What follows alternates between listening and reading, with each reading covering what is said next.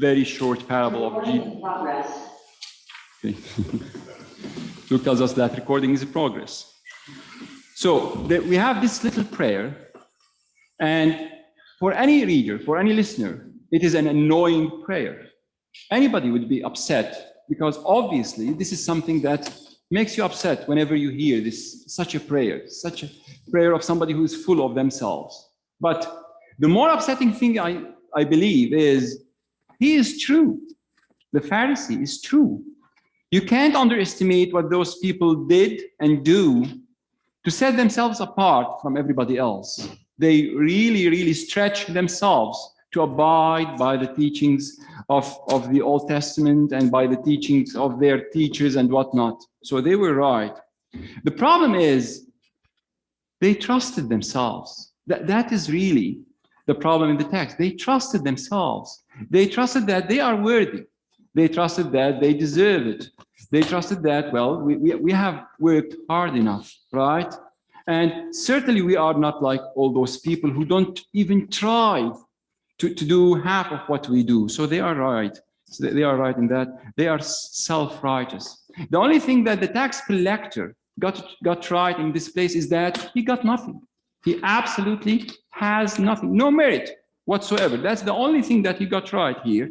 And that's why the reformers, the Protestant church, loves this text. We love this passage. First, because we come with this tax collector to confess that we have no merit, there is nothing good in us, and that's an excellent approach to worship. And secondly, it shows us that justification, and even the word is there, right?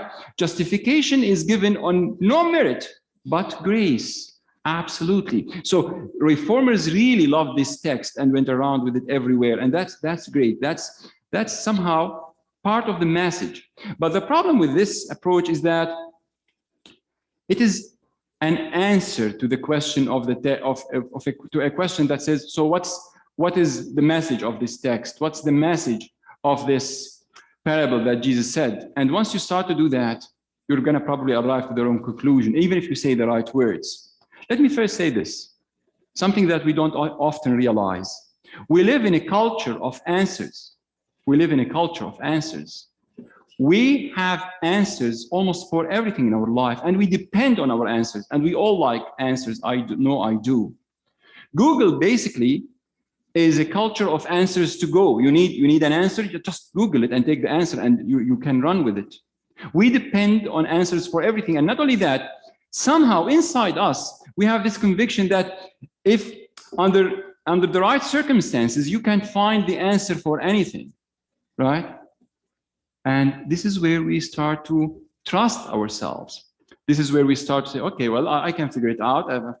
I need my phone or whatever, and I'll have answers. We raise our children to find answers. We assess them by how good answers they have. It all depends on answers. But what if there are things that some truth that you cannot put it in an answer form? Can you tell everybody, can you tell yourself, can you tell your spouse why you chose them from everybody else to be your lifelong partner?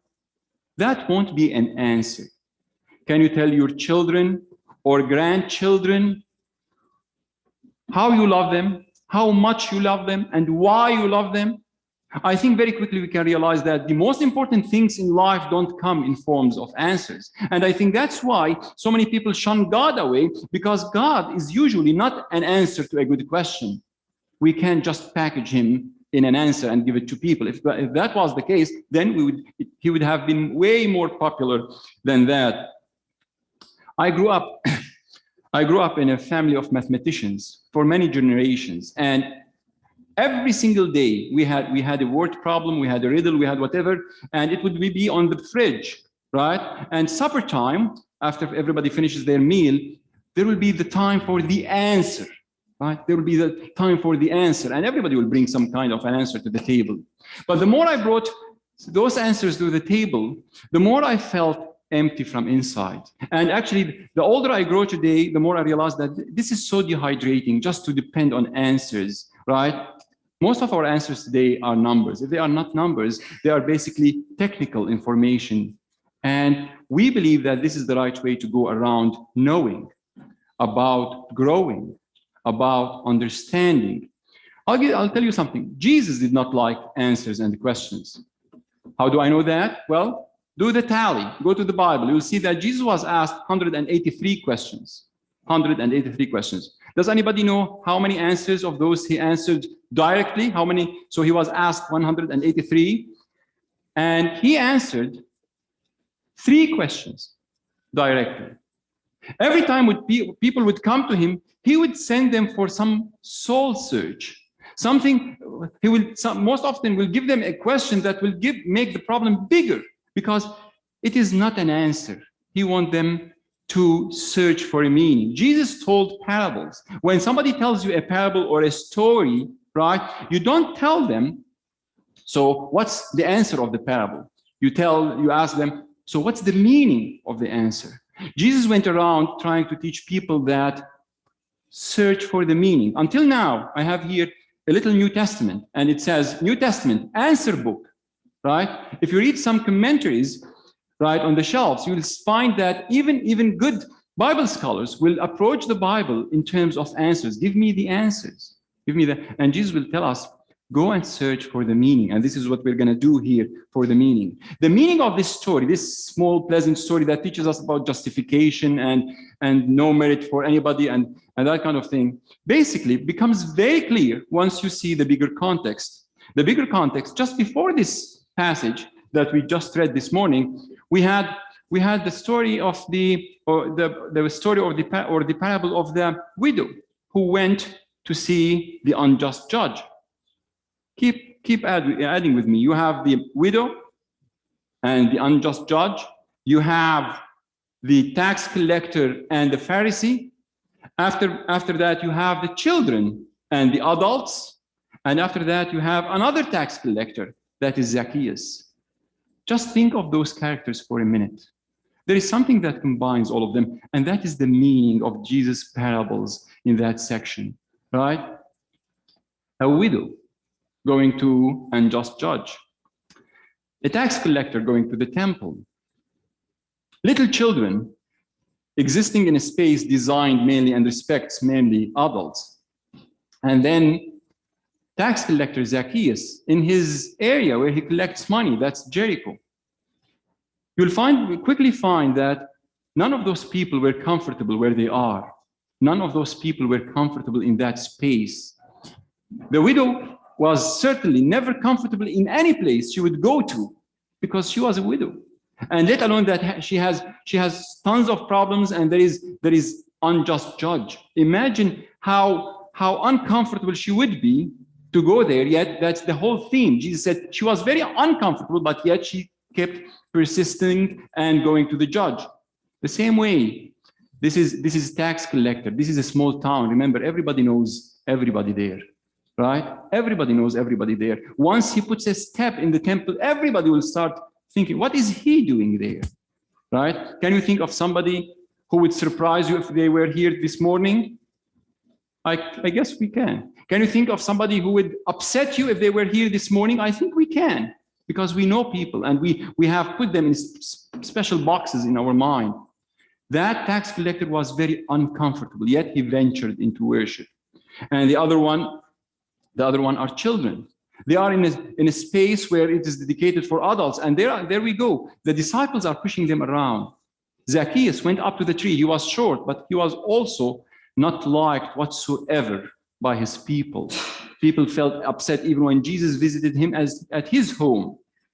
Basically, all these places, all these stories, the meaning of them is, can you let one of those who are feeling very uncomfortable in? And our particular story, our passage, right, is about spaces of worship. They went to the temple. That was a space of worship. Spaces of worship are extremely hard to penetrate if you are not an insider. There is an order. There is a way to do things. You are expected to know the order, to know the people, to know what to do, kind of thing. And all those people that are there, they are usually good people. So what happens if somebody comes in with a history, with difficult history? What do? What happens? How we can help them? Definitely the conclusion of that parable is justification is only by grace. But Jesus was helping his people create a space of worship where all people who are having difficult time, who are struggling between two kingdoms, to find a spot where they can worship with other people. That tax collector, in spite of all the problems, he wanted to go there. And that's not the end of the story. If you are able, if you have the compassion to put yourself in their place, a stranger coming there, you would think that somebody who is an insider, like the Pharisee, should go there and help, welcome them, introduces them to the order. What do we do? How do we do it here? Right? That's what you would think. In the Gospel of John, before leaving, that will be my concluding story today. In the Gospel of John, Jesus says, I'm going to be leaving, but I'm not going to leave you as orphans. He says, I'm going to send you the Spirit, or the Advocate. The Greek word is the Parakletos. And basically, the Parakletos is, para is beside, and kletos is call on. So it is somebody you call on to be by your side. That's what Jesus told them. I'm going to send you somebody or something that you can call on to be by your side. That's why we translated sometimes advocate. So, for example, if you're going to sell your house and you realize there are so many legal hoops to jump through, I'm not up to that. You call on somebody who knows their way around those papers and applications. Tell them, be by my side. If you go and you want to visit someplace, you call on somebody to be your guide. If you go to do anything and you don't know, it's a new place for you, you ask them to be by your side.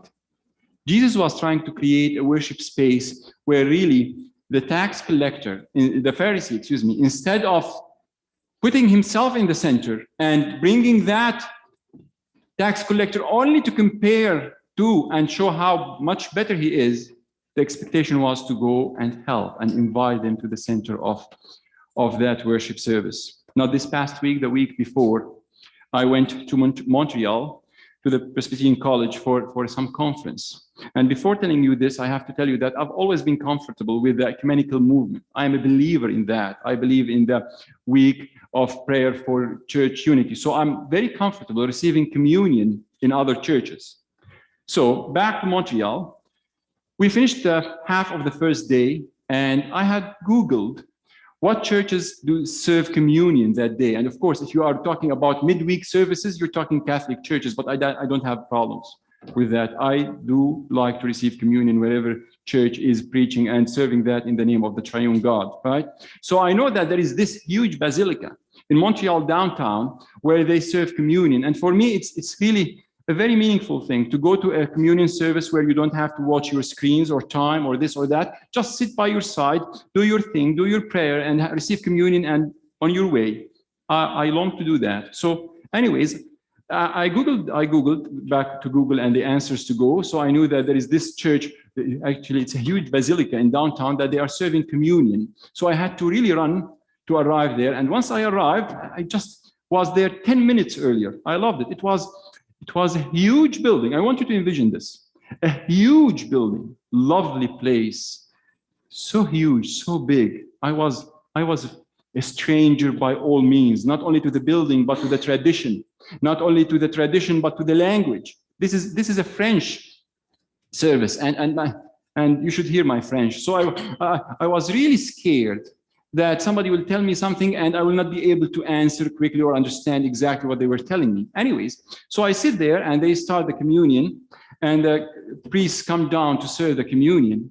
And I look at the line. It's a pretty long line. When they were sitting there in the pews, you couldn't guess that there were so many people in the building, but because it's such a huge place, right? So I sit there and I think, well, it's going to take a while. I know that our people take a while until they finish that line. So I sit there, I close my eyes and whatnot. In 2 minutes, I open my eyes and the line is over. There is hardly one person or two. And I just made it all the way there just to receive communion. So I jump from my place and make my way, and I'm right at the center. When the priest is done, turns his back and goes up there. And the altar is so huge, like it's 5 times bigger than this space. He just disappears. I don't know my way there. No proper language, no tradition, nothing. By all means, a stranger. So anyways, he's gone. What can I do? So I turn around, and there's this lady, dark-skinned lady, very thin, very short, extremely short. At first, I thought she was kneeling, but eventually she was not. But she was extremely short. I was sure I could lift her in one arm. But as I was making my way to go back to the pew, she wouldn't let me. She would tell me, and she would just want me to go and chase the priest to find the communion. She did not want me to come back, and she keeps telling me, you can find him there. But I'm so ashamed, like I'm so embarrassed. I don't want to do that. I just want to go back to my pew. But the closer I try to get to the pew, the more energy she has in her movement, and what she really wants me to go there. So what do? I turn around and go there, and the priest is nowhere to be found. I look around, and it's so difficult. So I made my mind, I'm going to go back to my pew. I go back to my pew, and that lady is in the middle aisle. She won't let me go back. She keeps telling me to go there, and we have 60, 70, or 80 people watching this sacred drama unfold to their entertainment, and I'm so ashamed, I'm so shy. But anyways, I go there, I find the priest, and I receive communion. I just want you to think of this. That day, all what it took for me to receive the body and the cup of our Lord Jesus Christ is for two things to happen. First, for Jesus to die on the cross. Second, for that lady to be an advocate for a stranger who was so crumbling in a space of worship, and all what he wanted to do is run away and just not be there. But she made it happen. She made it happen. I met her at the end of the worship service, and I tried to explain to her what I think she did to me. And all she said something to the effect that you have to have a faster feet or something like that, like move your feet faster or something like that. She was my advocate that day. And I find that to be extremely meaningful. This is the space of worship we are meant to create, where strangers can come in, connect, accept their struggles between the two kingdoms, settle down, sit down, take a breath, right? Recognize that God is their creator, celebrate that moment, right? Receive communion or receive the word, and embrace God as the source of their life. And if that happens, if we are ever able to create such a space, then they don't have to live as sea urchins. They will open up to the sun and light, and they will live the theodrama. Amen. Let's sing hymn number 637, Take My Life.